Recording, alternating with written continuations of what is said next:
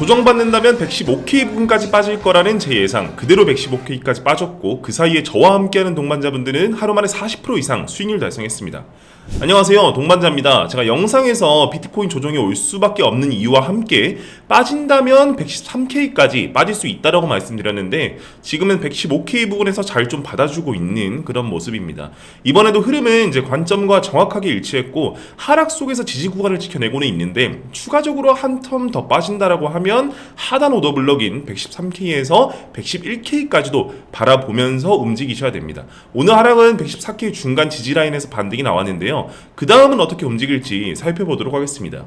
그렇다면 이번 파동은 과연 어디까지 갈까? 이게 중요한 건데요. 이게 하락의 끝이고 다시 반등을 하는 건지 아닌 건지 이걸 모른다면 또다시 고점에서 허우적거릴 수 있으니까 영상 끝까지 시청해 주시고요. 일단은 먼저 제 관점부터 설명을 좀 드리겠습니다. 지금 흐름은 좀 명확하게 나왔죠.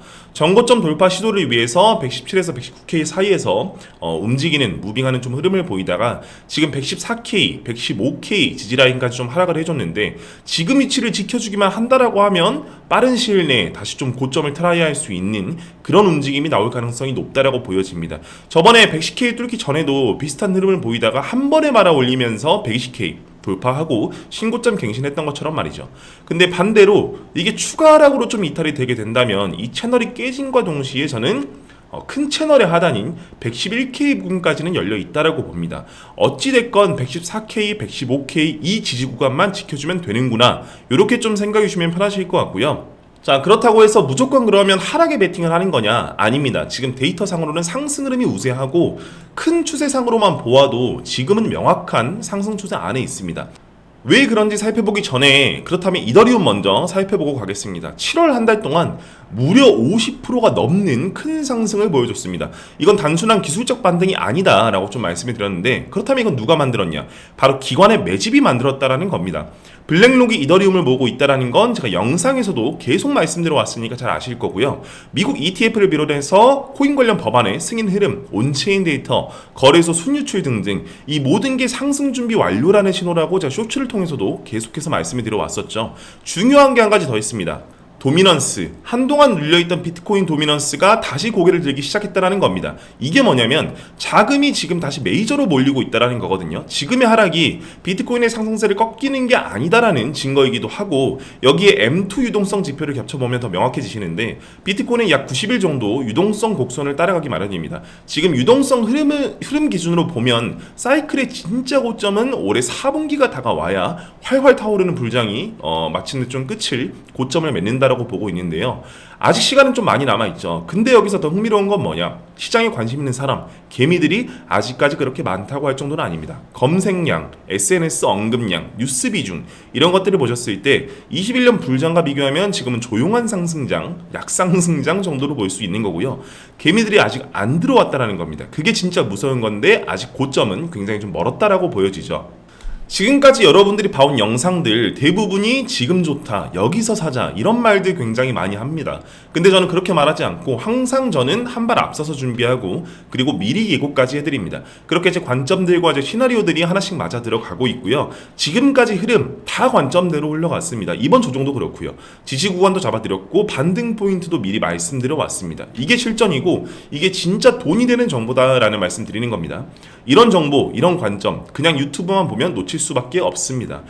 시장은 실시간으로 움직입니다. 멈춰있는 관점으로는 대응을 할 수가 없죠. 실시간으로 바라보는 관점이 필요하기 때문에 그래서 제가 영상 아래 고정 댓글이랑 정보에 새로 만든 텔레그램 정보방 링크를 좀 남겨뒀습니다. 지금 이 영상을 보고 계시는 순간에도 저는 정보방에서 실전 브리핑이랑 급등코인, 실시간 매매 관점까지 전부 좀 공유를 해드리고 있다 보니까 그냥 보는 사람이랑 준비해서 수익 내는 사람은 다르기 마련이거든요. 정보방 들어오셔서 받아보시면 많은 도움 받아가실 수 있을 거라고 장담드립니다. 그리고 오늘은 제가 중요하게 생각하는 지표 몇 가지를 좀 말씀을 드릴 건데 딱 세 가지만 보시면 됩니다. 이 세 가지만 알아가셔도 전반적인 시장의 흐름은 읽을 수 있게 됩니다. 첫 번째는 20일 이동평균선인데요. 저는 15분봉, 1시간봉, 4시간봉, 1봉 이 4개 시간대에서 21선을 반드시 체크합니다. 왜냐하면 이게 추세의 방향과 힘을 직관적으로 보여주는 핵심 데이터고 상승장에서도 하락장에서도 이동평균선을 중심으로 반등하는 패턴들이 많이 나옵니다. 이걸 읽어내면 단기 롱 진입, 그리고 수익 실현, 그리고 숏 진입 전환까지 조금이라도 정확하게 보실 수가 있고요.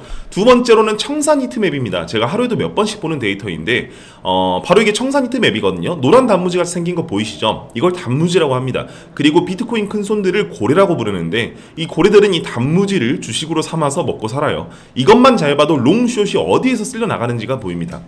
예를 들어서 롱 포지션 청산 집중이 된 곳은 단기 숏 포인트 구간이라고 보시면 되고요. 숏 포지션 청산 집중 구간은 숏 스퀴즈 구간, 그리고 청산이 비어있는 곳, 유동성 공급 구간, 말 그대로 박스권이라고 보시면 됩니다. 세 번째는 피보나치 되돌림입니다.